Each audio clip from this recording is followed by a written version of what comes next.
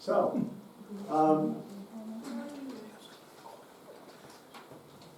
again, well, so it's voluntarily taking on ownership for your actions, behaviors, and attitudes.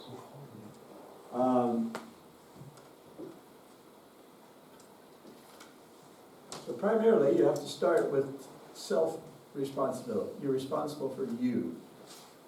However, we don't just live in a world where it's only you, is that right? Yeah. So you also have family. Now, the definition of a dysfunctional family is any family that has people in it. So, if you had people in your family, it's dysfunctional, to some level, right? Some are better than others, but we're all dysfunctional people, we're all dysfunctional beings, and so your family's gonna be dysfunctional at some extent. So what is your role? What's your responsibility in your family? As a child, or to your parents, if you're not, if you don't have kids, but to your parents, to your siblings, what is your responsibility for them? Well, your responsibility, in most of your cases, is to be a responsible, mature child, or young adult. And that means that at certain points, you take on more and more responsibility for yourself. You take less and less responsibility for your family. Now, in certain cultures, family responsibility of a young adult or a child are more prominent than in other. Like in the Western culture, we've almost lost all of the idea of kids being responsible for the adults.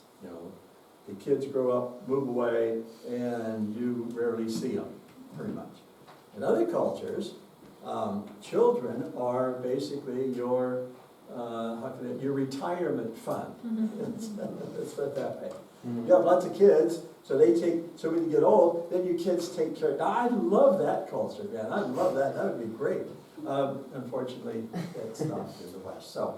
So there's a lot of different ones. So you have to find out culturally what is your degree of responsibility back to your family. So that's important. And especially then, of course, if you're married and have kids, then that's a whole other dynamic. In society, what are you responsible for? Yes, Jonathan. Any ideas what God's retirement culture would be? Pardon me? Any ideas what God's retirement culture would be? God's retirement culture? I don't know, David's older than I am, so I'm not sure he might. I don't know.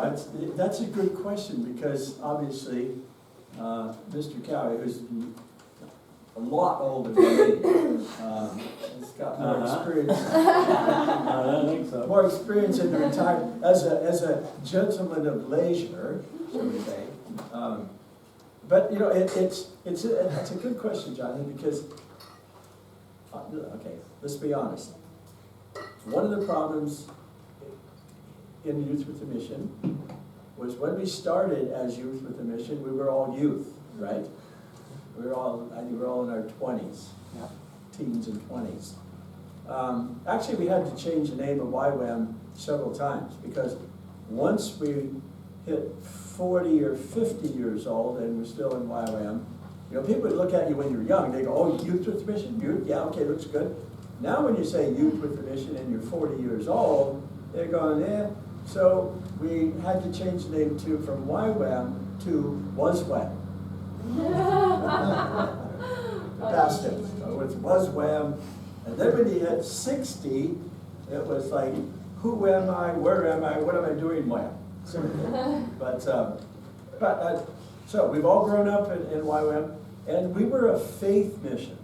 Okay, so we had this value that no salaries, everybody lived by, quote, faith. Well, technically that was true, technically it wasn't true, because we actually lived off the donations of others. And so you had to go out and raise your own support, which a lot of you did. However, what we weren't encouraged to do or instructed to do was to save for the future. And at one point, Dave, this was when Floyd McClung was still around, and I was working with Floyd and Landa and others on trying to put together a retirement fund for YWAM people who, once they got in, to, 60s and 70s, we would have a place for them to live, they would have a retirement home, a retirement community, and, the fundamentals. Yeah. And that was shot down. That was not acceptable, because that wasn't showing faith, and stuff. So that didn't work. Now, we're finding a lot of our elderly YWAMers, but frankly, are living in poverty. Not good. And so, one of the things we're going to talk about is financial responsibility. Prepare for the future, how you do it, because it's going to come. Yeah. And it doesn't say that God isn't faithful. I don't know how to, I'm not undermining the fact that God isn't faithful. I'm just telling you the reality of it. Start the engine. Yeah. Yes, Becca. God also says to be wise and to steward what you're given. And so in that sense of saving for the future, that's not being unfaithful, that's adhering to his word in terms of being diligent in your own actions. Good stewardship. That would be, I think that would be the good argument. However, it didn't take then. Hopefully now, with younger generation come along, you guys will fix that or change it or do something. But I'm just telling you what, kind of what happened. So in terms of what's God's idea about retirement, I don't know. Thanks. So, let's take Peterson here for a second here. This is a good one. This is a good clip from Jordan. And I've listed it at the end, the last bit I've got kind of a summary of people I'm referring to. So I'll show it and it'll give you their names and all that kind of stuff. So kind of a bibliography, as it were. Oh, don't show it.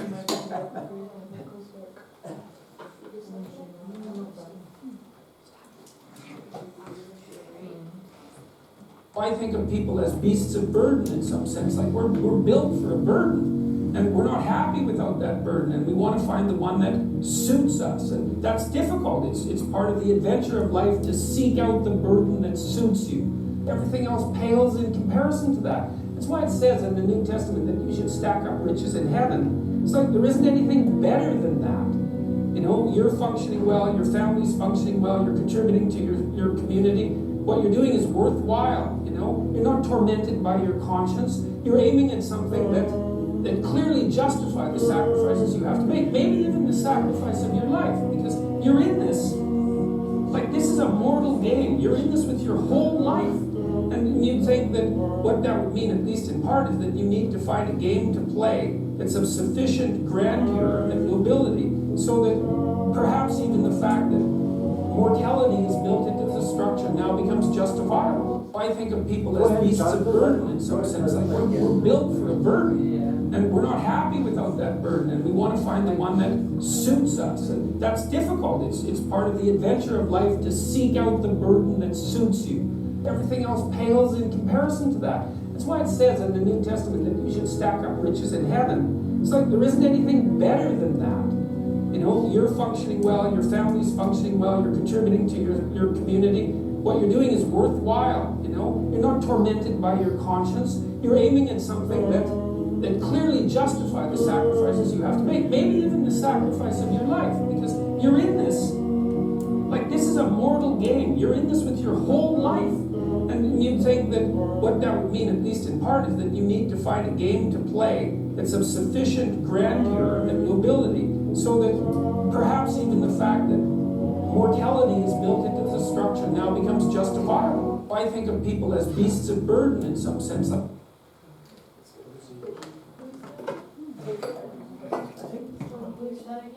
Jordan Peterson. Jordan Peterson. Yeah, Jordan Peterson, yeah. He's the clinical psychologist / moral philosopher. Good guy. Peterson touches on something too when he talks about responsibility.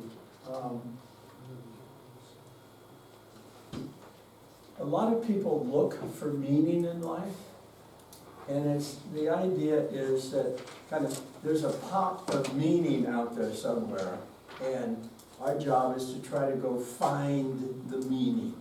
And so we do this by searching through all different cultures or languages or philosophies or whatever, looking for meaning. When in fact, true meaning is embedded in taking responsibility. Let me repeat that. True meaning, real meaning, is embedded in taking responsibility. It's not out there somewhere. When you embrace your personal responsibility for yourself and others, when you embrace that, embedded within that is the sense of meaning. That's where the sense of meaning comes from. So it's not by going out and looking for it, it's by embracing responsibility. And that's huge. That's huge, because a lot of people think it's an objective goal hidden somewhere out there in the hill. It's not that. When you start embracing responsibility, then you will experience meaning. And I like that, Peterson referred to, I'll get back to you, Dan, in just a second. Peterson referred to the idea that God created us to be kind of like animals that bear a burden. That's part of who we are. One of the great stories I love about Jesus when he says, my yoke is easy and my burden is light. Now, we think of carpenters in our day as house builders, right? They build houses and they build buildings and things like that. Then in the day of Jesus, the main job of the carpenter for the village was to create the yokes, not chicken yokes, but the yokes for the oxen, so that the burdens of the beast. And a carpenter would go out and he would look at the oxen, he would measure them out, get it. And then he would go and he would hand carve, he would hand make the yoke that fits over the oxen so that he could do his work. And so when Jesus said, my yoke, which this is what he did, when my yoke it's a perfect fit for you. So and my burden, so my yoke is perfect, my burden is light, not in the sense that it's not weighty, it's that in the sense that with the perfect fit, you can pull so much more. And I know that from practical experience, right? I have remodeled my backpack, that I carry, about 15 times, because there's nothing more painful and just irritating than to have a backpack that's pretty heavy, and you're having to carry it, and it's rubbing on your shoulders, and it hurts your back, And after about 3 years of misery, I started, remodeling my backpack, putting in padding here and this and that, and cutting off stuff. I try to go as light as I can because I'm getting old and I can't carry very much weight. So I cut off the handle of my toothbrush, which saved me 3 ounces, which is about 90 grams. That's great, and 90 grams. And then I reduced the amount of food I take. I would take 23 grams of food a day. That's all I would carry. That's all I need. So I tried to minimize, and even that though, that wasn't it wasn't a perfect fit. So when Jesus said, "My yoke's easy," whatever it is that He calls you to, the yoke that He's got for you is a perfect fit. He's not trying to put you into something else. He's got the perfect fit for you. So it doesn't mean that it's super light. It just means that it's easily pulled. It's easily carried in the sense that it fits you. Does that make sense? Yeah. Okay. We talked about this. This is set your house in order. Oh, sorry, Daniel, go ahead. Yeah, I want to ask, do you think true meaning comes with in general taking on any kind of responsibility for something, or must there be something where you have a passion for? Because what I experience, even if I have responsibility for something, if I don't see the meaning behind what I'm doing, then there's also not the meaning part in it. Yeah, well, I think you have to be careful in what responsibilities you take on. That's sometimes they're kind of put on us sometimes, they put either family or culture or whatever, place responsibilities on you. And that's where as an adult, you have to decide which ones will I accept and which ones I won't accept. So if you really, because you can't take them on all, and you can't really particularly take on burdens that other people place on you, because that's not voluntary, right? It is really key here that it's voluntary acceptance of responsibility. You voluntarily take it on. If it's just imposed on you, it never works. And that's why God doesn't impose this on us. All of us are disciples because we volunteered, right? We signed up. So we volunteered for this.